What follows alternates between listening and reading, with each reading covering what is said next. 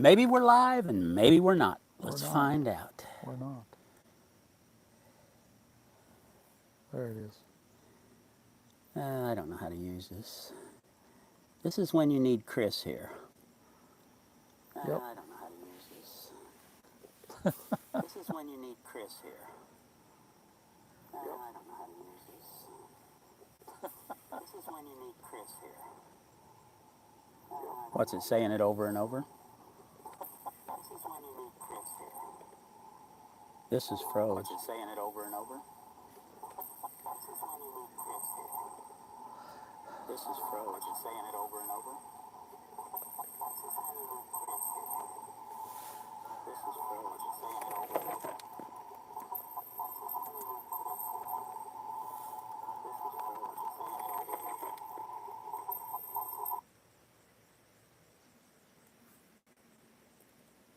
Trail Medic is live.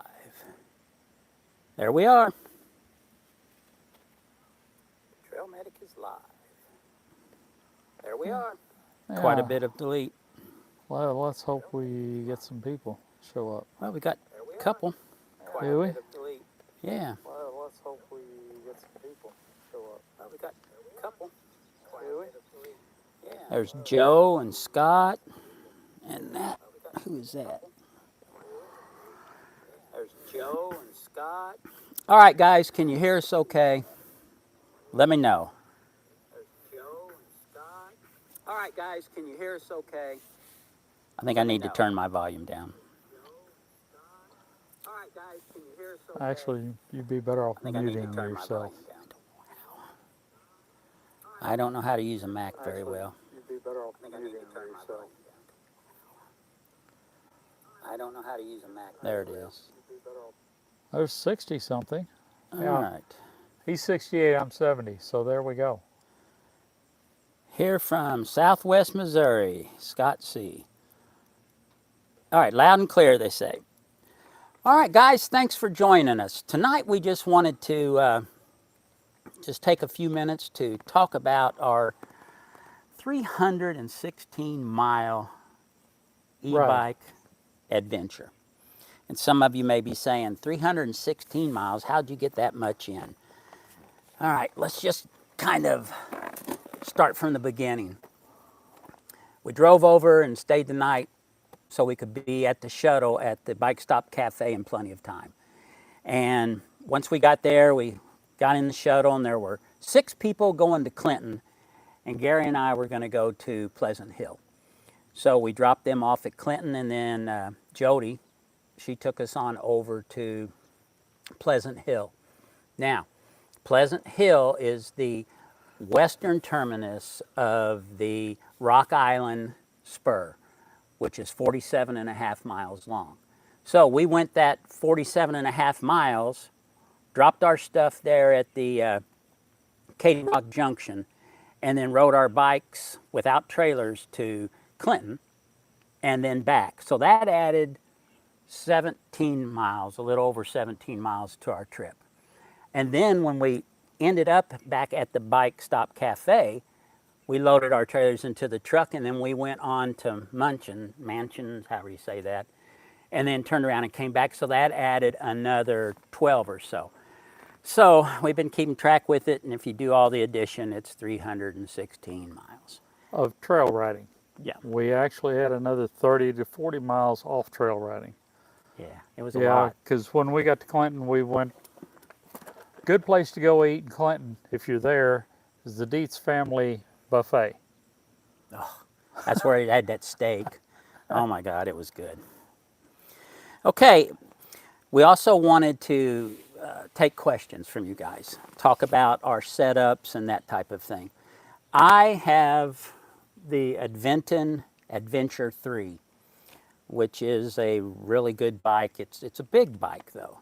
It's got 26 by 4 fat tires, and it weighs in at about 80 pounds.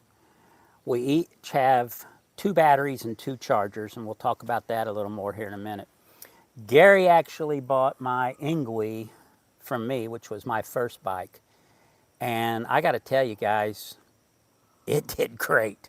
It actually kept up with this one pretty darn well. Yeah, he would ride his at about 16, 17 miles an hour. My Ingwe on speed 3 was running at 15 miles an hour. It was very solid at 15 at third gear or third speed, whatever you want to call it. 15 miles an hour, that's where it would run. And if I needed more speed to catch up with him, I just go to another gear or use the throttle to get on up to catch up with him. So the Ingwe actually did really, really well.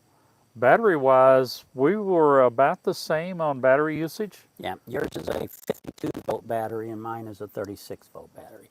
So I see my cuz Dave is in here in the chat. Glad you made it, bud. Back to the bikes now. You know, I don't think even if we had two of the exact same bikes would the speed, you know, be equal. The way that Gary's bike does is it's like a cruise control, depending on where you set the pedal assist. If you set it on 2, it's going to zoom up to 14, and it's just going to hold it there. Isn't that right? 14? 9 on 2. Then if he goes up to 3, it's going to zoom up to 15 and hold it there. Where the cadence on mine, it's kind of funny. It's like it's a cadence, but it's like a combination. If I pedal slow, I'll slow down, even in cadence. If I pedal faster, I'll speed up. So if I was just riding along, what Garry was alluding to, if I was just riding along, not paying any attention, I was usually running about 16 miles an hour, which let me pull out in front of Garry quite often. But for the most part, we were riding side by side, which, to answer your question, Dave, our biggest surprise was when we went across that bridge and all of a sudden Gary's bike just foomp out in front from underneath him, and we're actually on a bridge that has wooden planks, treated wooden planks and covered in leaves, and it was like black ice. You didn't know what was going to happen. I should have thought about it, but I didn't. And plus, the bridge, when you got it 3/4 of the way over across it, it had a tilt on it, just a at little. a 3 to 5 degree tilt on the deck, and a little bit of bump off of my trailer with the hitch on the side of the bike. It just kicked that bike right out from under me, and I went down hard. So what we would normally do is one of us would go out in front, and this time Garry went on out in front, and I came in behind him and off to the side. Well, when he fell like this, and he is laying across, the trailer is all the way against the right side of the bridge. Garry is literally laying still on his bike crossways in front of me. I just was like, oh shit. And I was scared to death I was going to run over him. So I aimed for his trailer and I hit my brakes, and of course, whew, out from under me went my bike. And luckily, my bike slid into his trailer and I slid into Garry. Actually, you ended up just clearing me. You landed in front of me. You passed Over me. you? You passed me. Yeah, you did. Well, I had to have pushed you then, because you were in front of me, dude. But listen, you know, because when I raised up, I saw you come down right in front of me. We laugh about the helmets and say, oh, you know, it's just a bicycle or whatever. Let me tell you what, I hit my head really, really hard on that decking, and I didn't even feel it. I heard the thump, you know, it was just like, bam! And that little helmet, which weighs very, very little, did a fantastic job to protect me. So kudos to the helmet.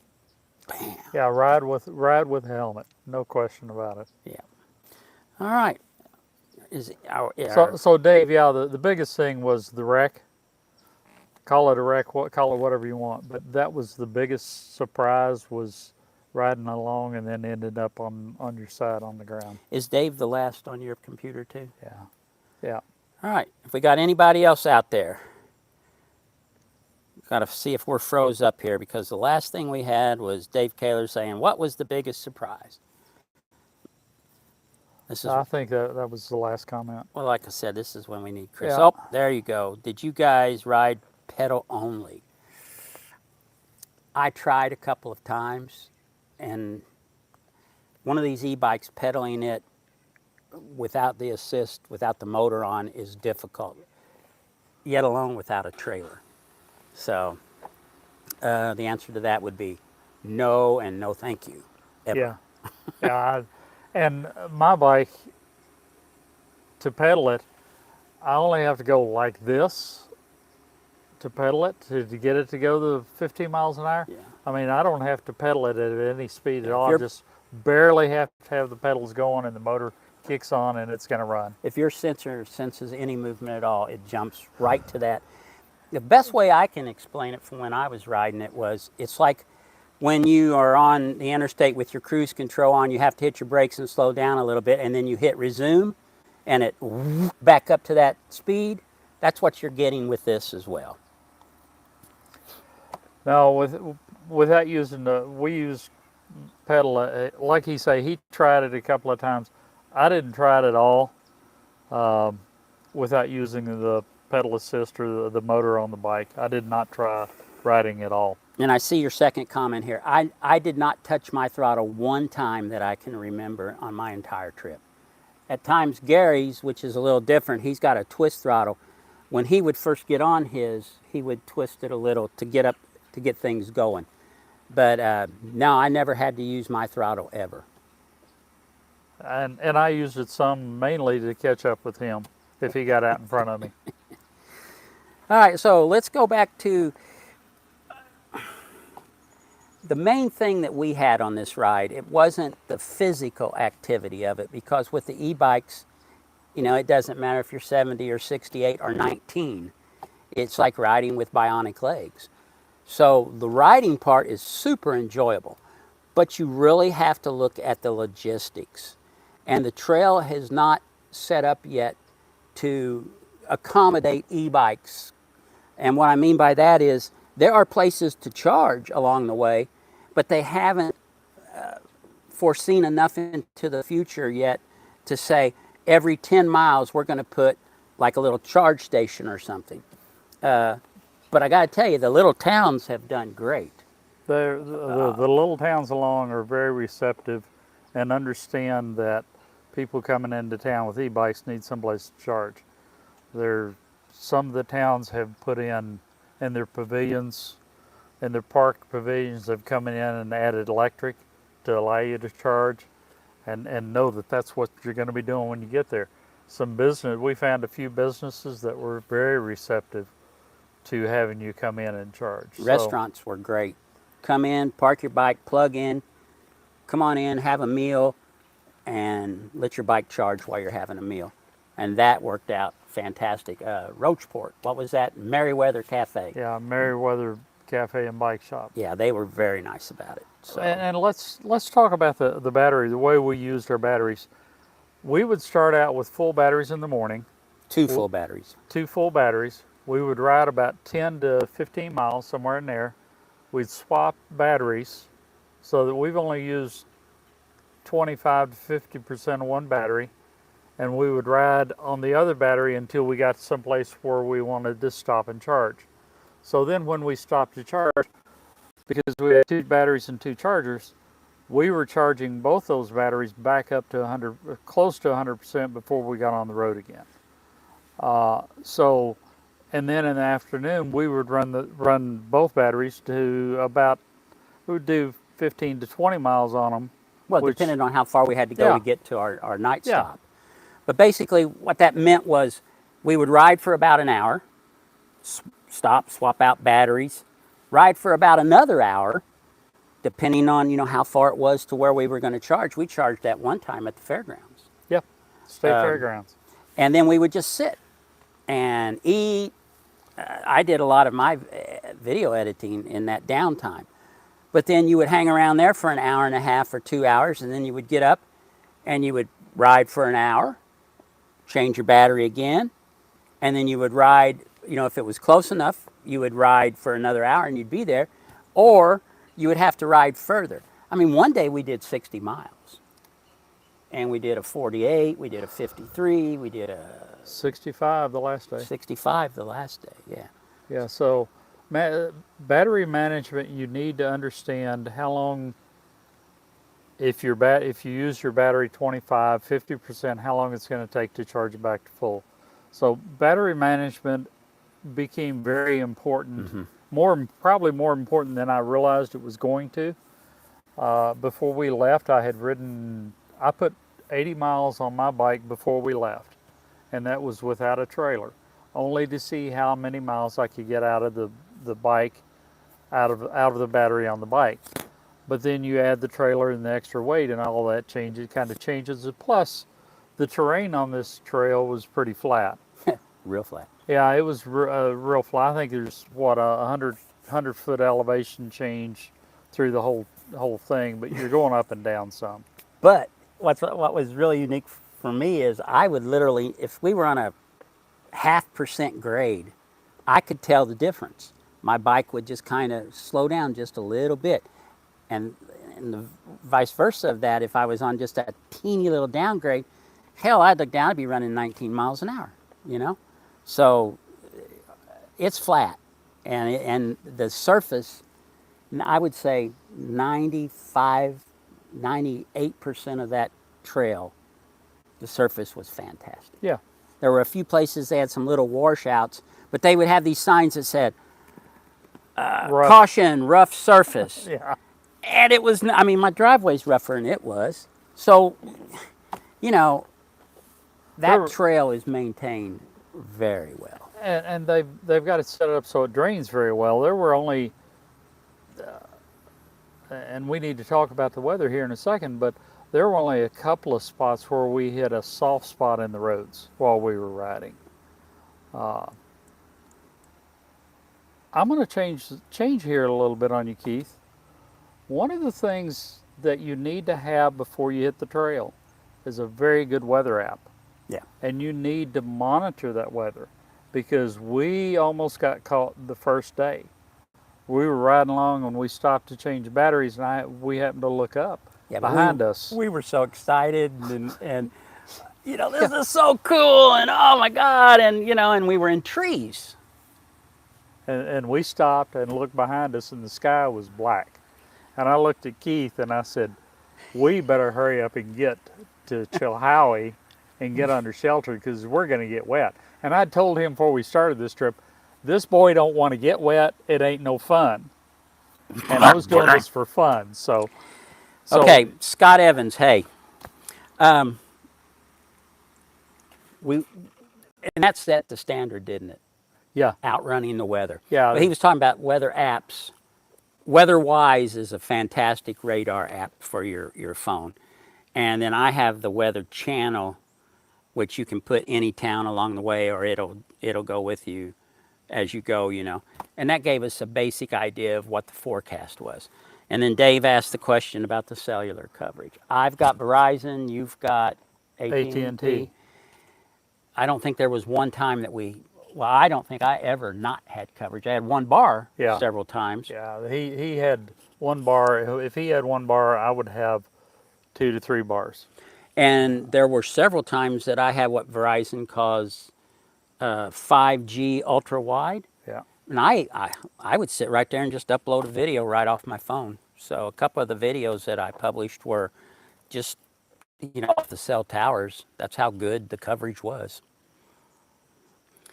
And so if you do the ride, be aware of your weather, watch your weather. Yeah. Because weather chased us into 3 days, chased us into towns. Mm-hmm. Or 2 days, it chased us into a town. The last day we rode watching the weather all day because it was supposed to rain all day. And that's the only time we got sprinkled on. Yeah. Out of the whole trip. Yeah, and it wasn't enough to get us wet. It was just what happened, we stopped and Keith put his rain jacket on. When he put his rain jacket on, it quit. So there you go. Put your rain jacket on, it won't rain on you. I wish I had that kind of power. Okay, so when I was filming this, I told myself I'm not going to just film the trail itself. You know, there's 100 videos out there with that. and I wanted to do more of the logistics of it. Well, true to form, I didn't really capture an entire video series of here's the logistics. We're starting here. We need to ride to here to find a place to charge. But I think you can get the gist of it that the logistics on the battery is your main concern when riding. When you're riding a mechanical bike, it's your endurance and the ability you have to push on. With this, it's all dictated, just like if you were riding a motorcycle, by how much fuel you have and is there a fuel stop up ahead. So, Yep. so the Colts lost. Well, I inadvertently scheduled this while the Chiefs were still playing, but last I looked, we were winning. Go Chiefs! But if somebody wants to put in there on the chat if we won or not, that would be great. All right. Any other questions, guys? Because we're just going to keep rattling on if not. The solar panels help. We had a little 10, 5, and 10, 5, 10, and 7 watt solar panels. We used them. I used a 10 watt to charge a Thanks, Dave. to charge a Fan. fan, a I did the same rechargeable thing. fan, while we were riding a couple of days. And then I figured out that while I was packing up the morning of, if I plugged the fan up to charge, and then when we got into camp, if I plugged it back up to charge, that it would, before I went to bed, or by the time we had camp set up, that fan would be charged and I would have fan all night. So the last couple of days, I didn't use the solar panels at all. I was going to say, I can't believe you even used a fan. I'm cold. Jesus. All right, let's talk about our camping setup. We used the Night Cat tent cot. And I'll tell you what, this was perfect. I could save quite a bit of weight with going with one of my backpacking tents, but I'd have been down on the ground and blah blah blah. These things are fantastic. I guess you saw from the video. You're just on a nice cot. You're setting up about 14 or 15 inches off the ground. It's plenty long. It's a little narrow at 28 inches, but it's comfortable. We both had air mats, but I don't even think you really needed them for anything other than the Insulation. the loss of heat from convection, the same as you get when you're in a hammock. You've got to have something down there. But man, it was nice. Because we were under the pavilions, I think there was only one night that I had to put my cover on. And I'm a little bit different. I'm cold natured, so yeah, I did everything I could to keep from getting cold at night. So I had a sleeping bag and a blanket, which is the way I grew up. Sleeping outdoors was sleeping bag and a blanket. Now I left the sleeping bag unzipped and just used it like a blanket over top and underneath. But yeah, the cot tents, in my opinion, if you don't mind the 12 pounds they weigh, there's no better way to go if you're going to sleep out. And we only slept outside, not under cover, 2 nights. The first night when we drove over to St. Charles, I used my or in cover Old that Fallon, night. Yeah. and then the night in Katy Rock Junction. Yeah, which by the way is a fantastic campground.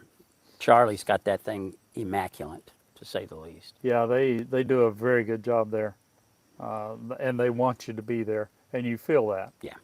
With everything they do for you. Yeah, and gave us a lot of advice on what we would find up ahead on the trail too, as far as this town's got a pavilion and that type of thing. And also, right before we left, he said, if y'all break down, if you have anything, call me. I will come running. And I truly believe he would have. Yeah. Says, you got my number. If you have any issues, I'll just call. Yeah. I'll come. And I agree. I think he would have. So that's the way we did that part of it. We brought jet boils, and the first night we were in a little bitty town. I mean, what, 10 buildings maybe? And all of them were 200 years old. It was a town called Chilhowie. And we got there being pushed by that storm on the first night.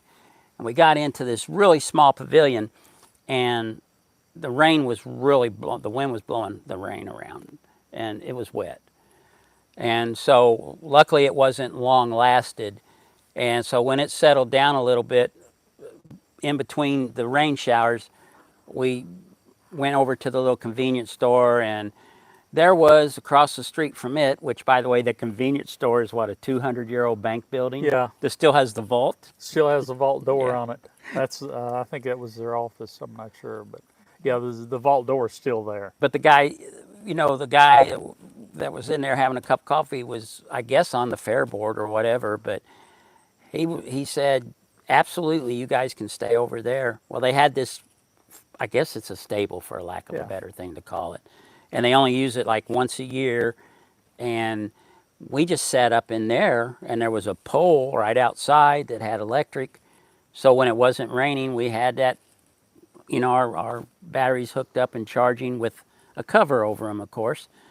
But we sat there and that's our only night we had to fix our own food. And we had mountain houses, right? Yep. Yeah, Sure so did. we used the jet boil there. And that was the only. Did we ever use the jet boils for coffee? No. Yes, one morning in Hartsburg Okay, when we had Johnny with us. that's right. A guy named John. Yeah. Yeah, Yeah, which we think was easy. We don't want to. Yeah. Yeah. All right. Anyway, I'll get a lot of text about that one. Yeah, John was riding the trail by himself. He was on a BMX bike. And when he would ride it, it was hilarious because his knees would be right up here. And he didn't have anywhere to sleep either, and it was pouring down rain the whole night, so he came over and stayed in the pavilion as well. I think we were lucky. I think during the main part of the season, I don't think you're ever going to be anywhere without 4 or 5 other people. Probably not. Probably not. So And I agree with that because I've seen pictures in the last few days on the Facebook page where people were staying exactly where we were at. Chiefs won. Yeah, I saw that.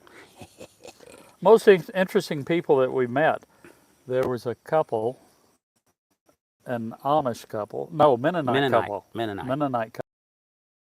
Chris and Starla. Chris and Starla, and they were on manual bikes, and they rode the Katy trail the whole way, and we would leapfrog them all the way down the trail and we saw them. Then every day after that, we would run across them someplace. It was amazing. They were just pushed on, and they pedaled through the rain. They were younger than us, half they were our 30s. age. Yeah, They were in the 30s. But they were just the nicest people, and we stopped one night at a laundromat in Herman, Missouri, to go ahead, and because you're going through, sweating through underwear and shirts and socks, and so, we just took a few minutes to do that, and lo and behold, here they come in to do their laundry. So we had a great time with them just talking, and they evidently travel quite a bit, and I gotta tell you, Chris is a very athletic looking guy, and Starla kept right up with him. Yes, she did. She sure did. So that was great. I would say that they were the most interesting. There were some other, but there was a lady that was a veteran riding it by herself. She had colored hair, and Multiple colored hair. Yeah, multiple colored hair. I don't remember her name, but she pushed hard, rode through several rainstorms. Mm-hmm. She actually rented a bike from the Bike Stop Cafe. Yep. Did you know that? Yep. Yeah. And then shuttled out. Yep.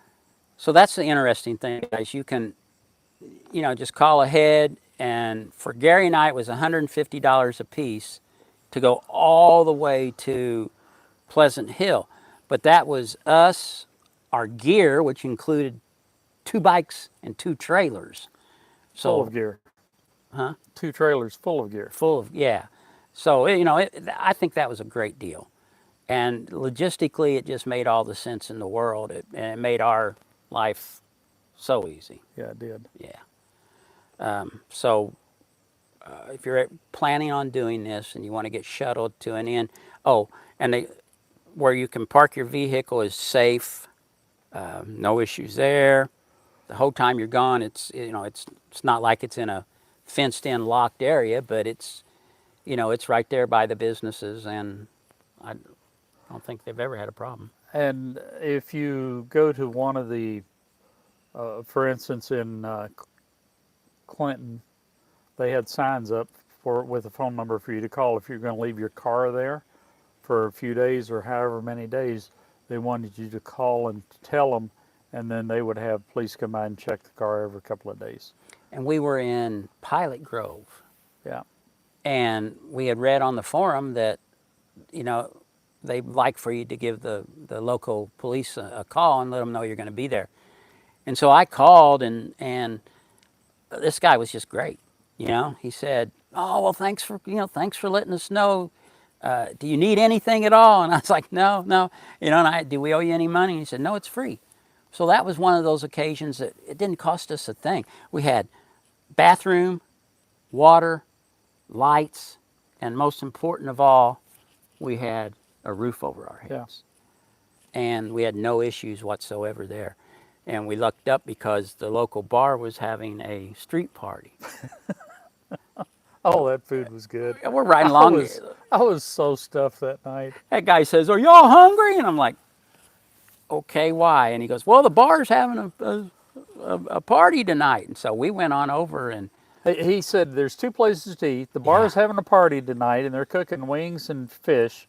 Or you can go over to Casey's, and they got stuff over at Casey's. Keith looked at me, and I pointed directly. The bar. We're going to the bar tonight. All that food was good. It was. It was like fresh fish that was hand breaded in a cornmeal. Yep. And deep fried. It was so good. And then they were taking sliced potatoes and deep frying them and making homemade French fries. And that was good. And then they had hand rubbed smoked wings. Oh. And of course I had to wash it down with maybe a cold beer. But it was good. It was good. Okay, where else? It's interesting, on the Ride to Katy Trail website, they have the trip planner and everything, and it gives you all the mileages, and you can customize it to what you're interested in at each stop. And it allowed us to actually reset it every morning, and we would know how far the next town was, or how far the next place that had electrical plugs were. It just reminds me of being set up kind of like the Appalachian Trail. Everything I've read about the AT, that all these little towns, they get this tourism income from it, and these small towns have seemed to be doing that as well, because they're actually catering to the riders. In a little bitty town called Tibbetts, they have what's called the Turner Katy Trail Shelter. And originally I think it was set up for religious youth groups to come in, and they've expanded that now to allow the hikers and the riders on the Katy to stay. And it's $10 a night. That's all it is. There aren't any restaurants, no convenience store, nothing in this town. But there is a lady named Rachel that you can call, and she will bring you breakfast, lunch, or supper. And it's only $15. And Gary and I were talking, she had to have gone to like a chef school or something. This was beautiful. We called for lunch. It was a beautiful sandwich. Had lettuce. Romaine lettuce on it. Had romaine lettuce on the, had bread, romaine lettuce. Cheese, the meat. Ham on mine. I think it was ham on mine too. Tomatoes, and I think the tomatoes are fresh out of the garden. More pickles. Romaine lettuce and another piece of bread. And pickles. And then off to the side, we had cookie, had chips, and had a bag of carrots and a peach. Yep. So it was a well-rounded, healthy lunch. What Garry and I did was we didn't stay there. What we did is we were charging our batteries, which is at this point was going to be a 2-hour layover. So we decided let's just get cleaned up too. So we each took showers and had a great lunch. And by the time we were done with all that, the batteries were charged. And so we just put a donation in and off we went.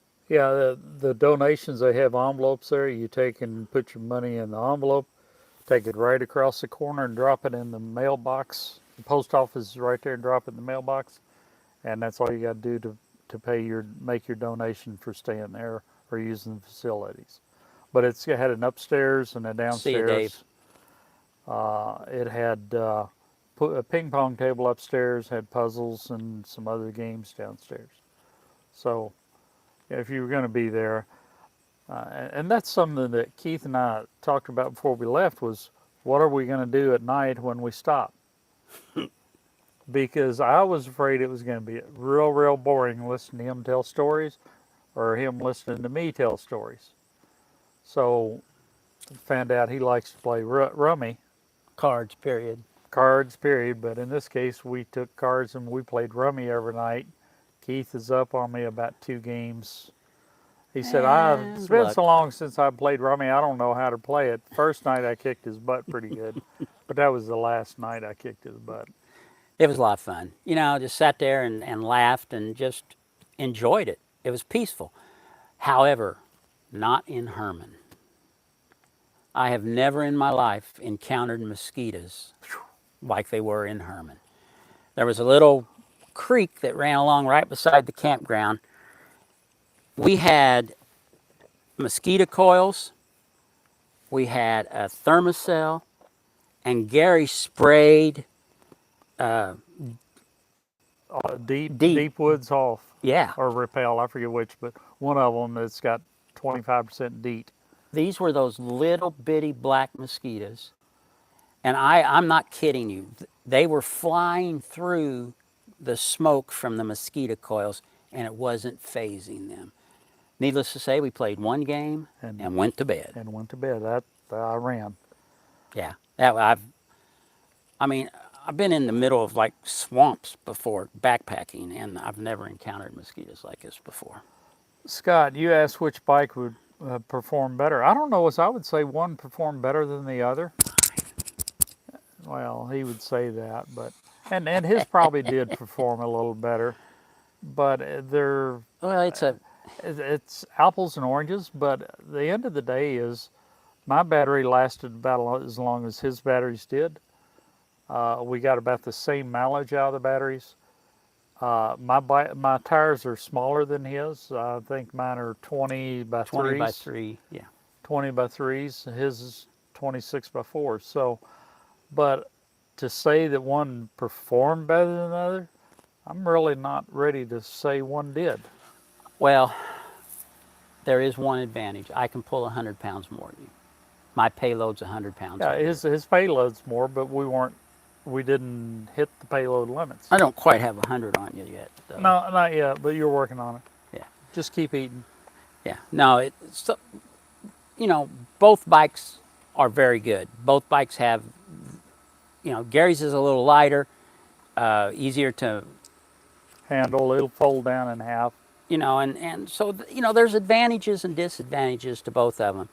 But like Garry said, at the end of the day, we were both right there together, and we didn't have any real problems at all. No.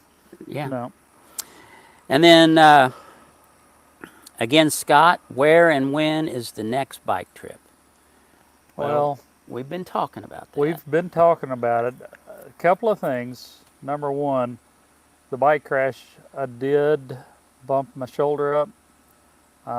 Went to the doctor. I got to go back and get an MRI. So I'm waiting to see where I'm at with my shoulder before I hit the road again, just because I don't want to mess something up. But my shoulder's is sore, and I do not have the range of motion out of my arm. Now we were talking about would you really want to go, because I don't know if you guys follow me on very much, that my plan was to do this solo. And then at the last minute, Garry got the idea to buy my bike and go with me, which There we go. it At worked least out he's not great. mad at me over that one. But But it was nice having and two of us together. right, and we talked about it. You know, the fact I've never done bike touring before on a trail I didn't know. I didn't know anything about e-bikes. I didn't know anything about pulling the trailers. You know, none of that. And it was just better that it was two of us on the first one. Yeah. Now, if Garry can't go, I'm still toying with the idea of doing a solo run here in the next few weeks, back on the Katy, but flip and go the opposite direction, go east to west. But I don't know that I'll do that. Probably, One of the things that he and I talked about as far as going back and doing the Katy again, because there's not that much to see, we're actually afraid it would get boring to go back and do it again. and when he For us says, to go together to do it. but let's clarify that, not much to see. There's a lot to see, but it's not like every 5 minutes you're like, oh, we got to stop and look at this over here. Oh, we got to stop and look at that over there. You're riding through the countryside is what you're doing. So yeah, there are a lot of things, but are they something that you want to turn around and go back and see a second time? Probably not.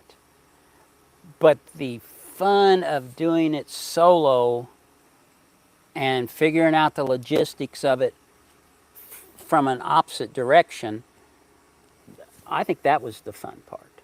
And we learned. Oh, did we learn a lot? Scott also asked, what would you guys change on your setups? I wonder if it's that mosquito coil. It's itching my nose to death. Probably. Well, the mosquito coil's blowing right to me. Anyway, let me show you He's been something. working on this. Yeah, Yeah, I Scott, have. he's been working on this answer. He's been waiting all day for you to ask that question. I don't know if you can see this or not, but what I did was I took the pet, the soft part of it that contains the pet, because this was a pet trailer. And I've locked it down to this because Garry and I talked, and if we had had to ride through a bunch of rain,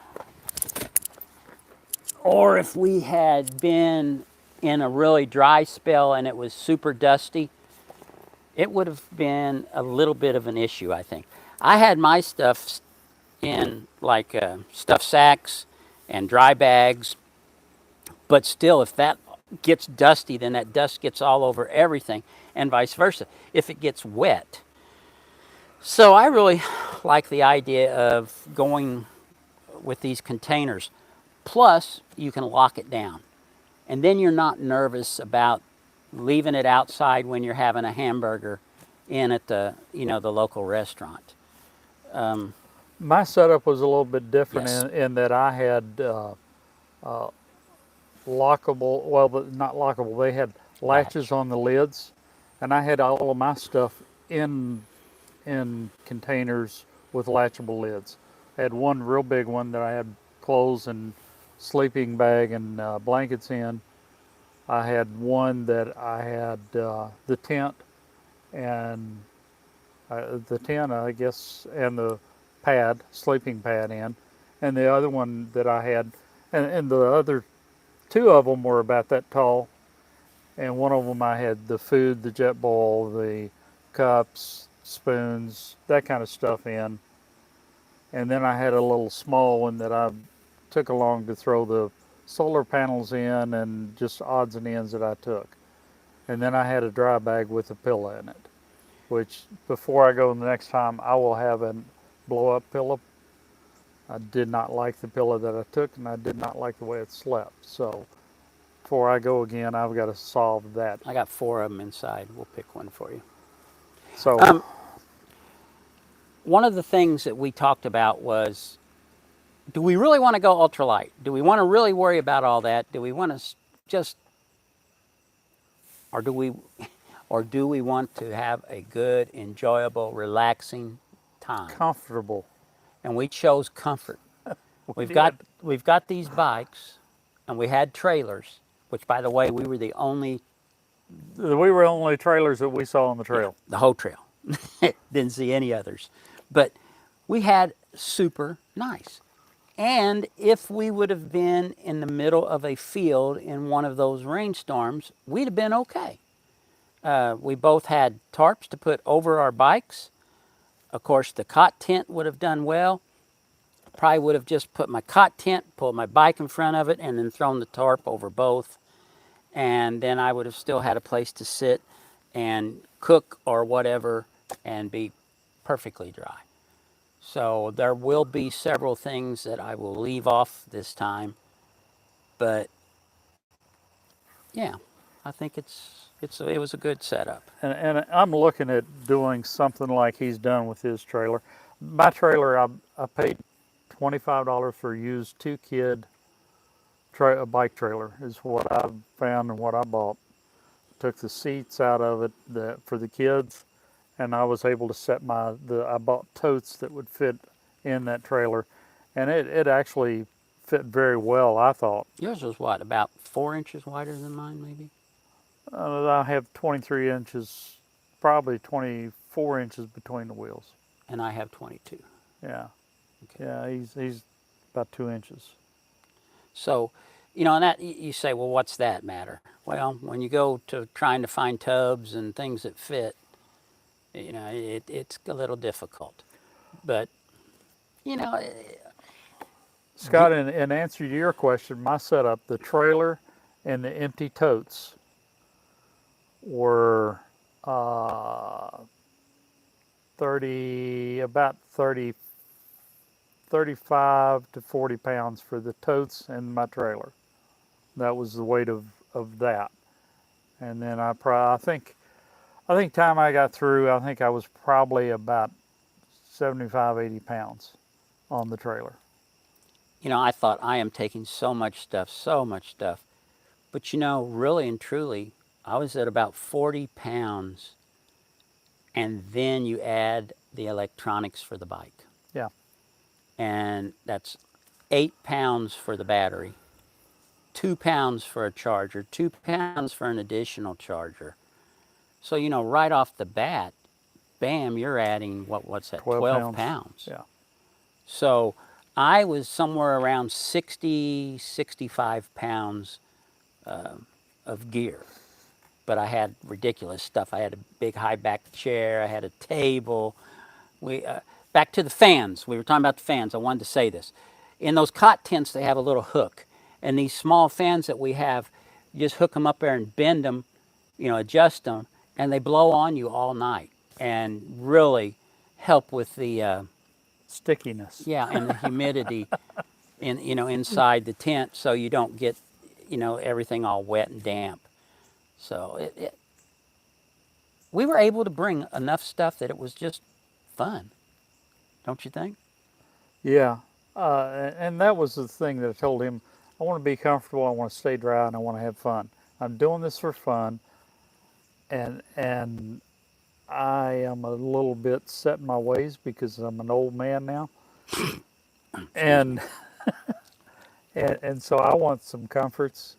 I'm not a young spry kid where years ago I used to sleep on the ground and not worry about it in the middle of the winter. But now I do worry about that and don't want to do it anymore. So, and why should we? And I will tell you this, the one thing that I would add to my stuff that I didn't have this time, and I thought about buying one, is a drop cord. Yeah. And the reason being, a lot of these pavilions that we stayed in, the plugs are on the outside post, which is fine. There's no better place to put them. But if it's pouring down rain and it's blowing in, you can't make use of those plugs without your stuff getting wet or covering it with a tarp, and then you have to worry about heat under the tarp and everything else. So the one thing that I would add would be a 10 to 15 foot drop cord that I could move everything in away from the post so I could keep it charged even when the wind and rain is blowing. Or run it to your tent. So I could charge my phone after I go to sleep. And keep your phone in the tent with you that way. Yeah, that's almost every night I did keep my phone in the tent every night. And I had battery packs I could have plugged it up to, but I wanted to save those in case in case something happened I needed to charge my phone for an emergency. Were there any places that you felt nervous? No, I don't think I did either. no, I did not. I thought I would. I really thought I would, but the only place, probably the most nervous place, First night. was the place that I picked for the first night camping. I'm a Harvest Host member. There's a Harvest Oh, Host in O'Fallon, Missouri, Mid America Veterans Museum. It was a nice place. I'm not saying I felt uncomfortable, but if I was going to feel uncomfortable, that's probably the only one because it that. was right in the middle of a big town. Yeah, it was in the middle of O'Fallon. And there was nobody around, and you're just basically in a parking lot on the grass next to the parking lot. Yep, And yeah, I didn't even think about that. that's the only one. And at first I wasn't comfortable, but the more I thought about it, they had a sign up and said the cops will come down there and sit and do their paperwork. They come through there. If you need a place to stay, join Harvest Host. Stay there. It's not bad. There's no bathrooms, but it's not a bad place to stay, really. You know, especially if you have a camper.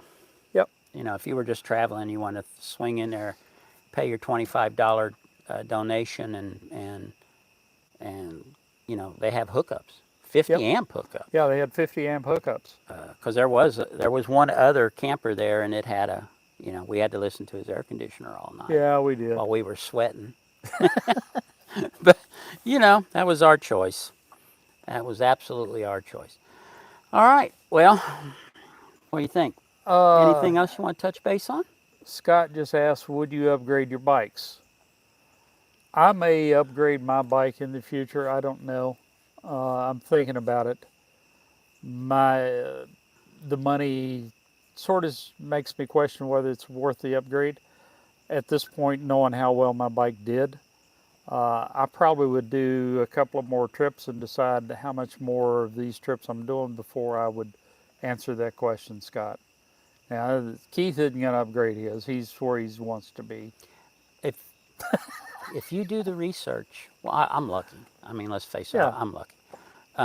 If you do the research, that bike on 9 out of every 10, I don't know what they're called, not surveys, reviews, thank you, by guys that supposedly know what they're talking about, that bike always rates number one. And And that's an Aventon Adventure. Adventure 3. Adventure 3. Yeah, last year it was an Adventure 2. And mine is a Ingwe L20. Yeah. So, you know, and you can get bikes anywhere from $500 or $600 up to $8,000 or $10,000, and neither one of ours, you know, are anywhere close to that range. But, you know, batteries are expensive. If money was no issue, just throw a third battery and charger in.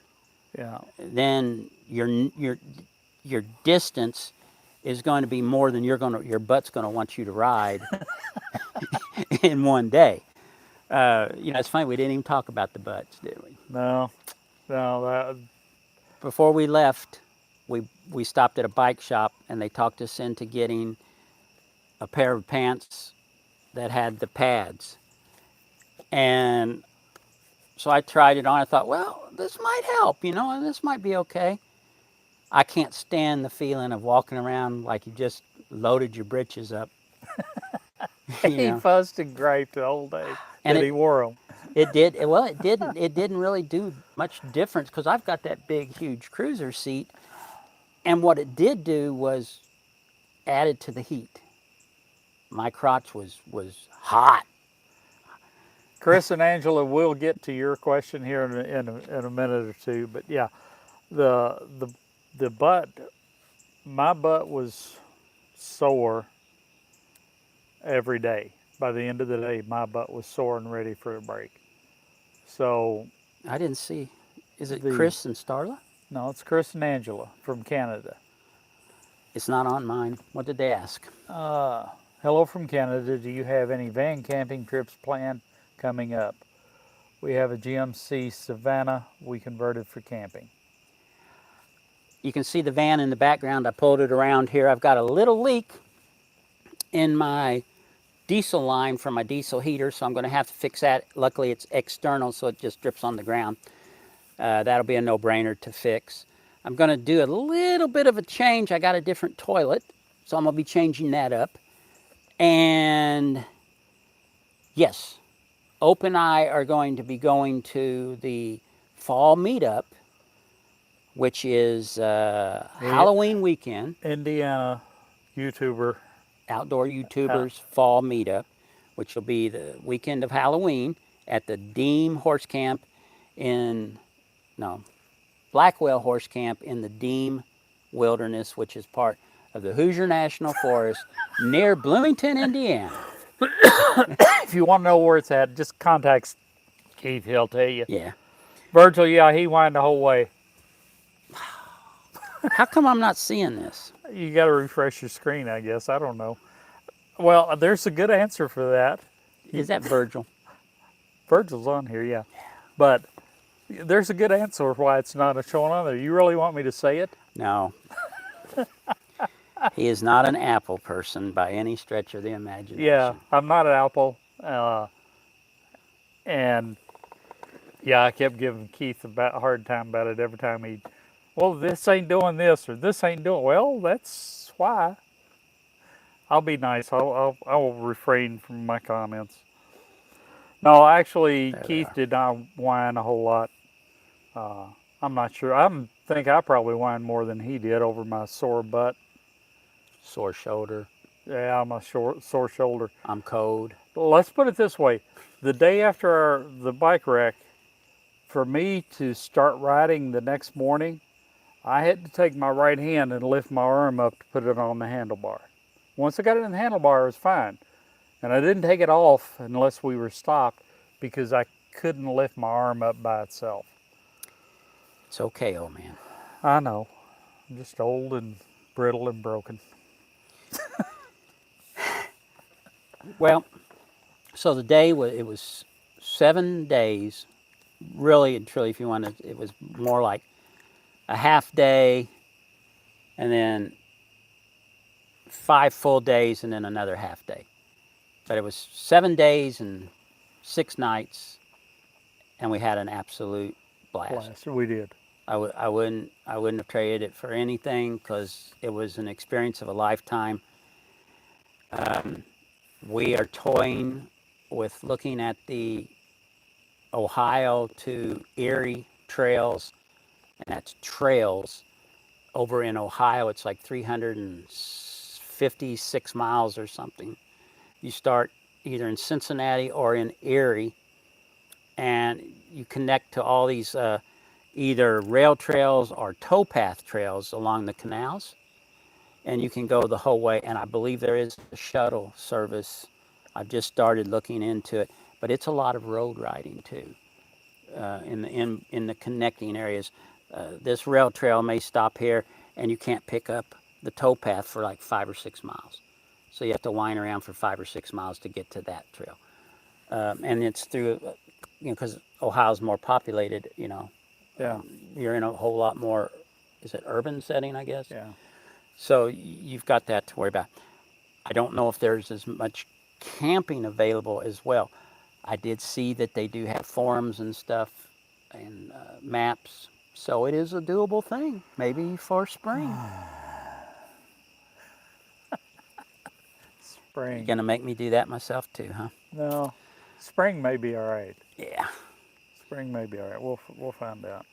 But anyway, listen, we've been at it now for 58 minutes, and usually these things run about an hour. So if anybody's got any other questions, please hit us up, and we'll try to get those answered here in the next couple of minutes.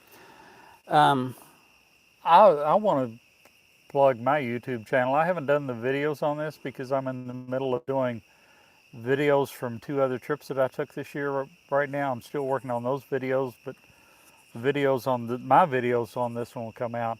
It's I'm Wandering, Not Lost. I'm Wandering, WANDERING, comma, not lost on Facebook. So you can go check those out if you want. But I went out west with family, and then I went up New England states with a girlfriend this year. So, and then we did this one right. I was coming back from New England when I called him and said, "Hey, you got a bike for sale?" Look at Virgil. He's older than me too, and he says I'm not very nice to elderly people. Tell me about it, Virgil. Tell me about it. Oh well. Anyway, thanks for joining us tonight. If you are, if you have an opportunity to rent an e-bike and try it out, I think it will be something that you will probably decide to get one. Because if you enjoy bike riding at all, these e-bikes are just amazing, absolutely amazing. And it's opened up a whole new world. You Absolutely. know, physically, I'm not going to ever be able to do a, Manual bike? well, no, a through hike, Oh, all like right. on the AT. And my knee, you know, I've got one artificial knee, I got another one that's bone on bone, you know. But I can get on one of these bicycles and ride just as long as I've got battery power. A year ago, Keith and I were talking, well, a little over a year ago, Keith and I were talking about trying to do the AT. I came down, we went through hammock setups and everything else. We talked about doing the AT. Part of it, yeah. And shortly after that, I was in a real bad wreck, and everything that I had planned went on hold. Yeah. And this is the first thing that I planned after my 2 trips this year that were RV trips. So this is a lot different and something that I really think I can continue to do. So that's a good thing. Scott, we never did pedal without the battery. It's just too damn hard. Just call it like it is. Joe, we left my truck in St. Charles, Missouri at the Bike Stop Cafe. Right down there's a parking lot there, and right down from their building. That's where we left my truck. And then we took the shuttle from Bike Stop to Pleasant Hill. And had no issues with the truck whatsoever being No, parked. and several of the spots, I think Clinton and I think Pleasant Hill even had the signs up. If you're going to leave your vehicle here and ride the trail, call this number and let them know, and they'll have somebody notify the police department to come by and check on it for you. So, but we left my truck at Bike Stop, and I didn't have any question about leaving it there. It was really seemed to be really secure there. Missouri is way ahead of the curve in this state park that's called the Katy I Trail. think you just died. I think it just ended. Why? No, maybe not. We're still on. All right. Called the Katy Trail. That whole corridor down through there is loaded with nice people that are there to assist you and to help you and to make your time with them as enjoyable as possible. Don't you agree? Yeah. Yeah. Yep. All righty. Well, I think we need to end it here. We've pushed over the 1 hour mark. Yeah. So If y'all have any more questions, holler at us. We'll be happy to answer them. you can always get a hold of me through the YouTube channel. And thanks for watching. Yeah. Thanks for tuning in. It's been fun. If we do another one, we'll do another one. Absolutely. Absolutely. All right. Any ideas or suggestions, hit me up with them, because I'm always open to it. Thanks for watching, and we hope to see you on the next one. Later. Now I got to figure out how to turn this thing off.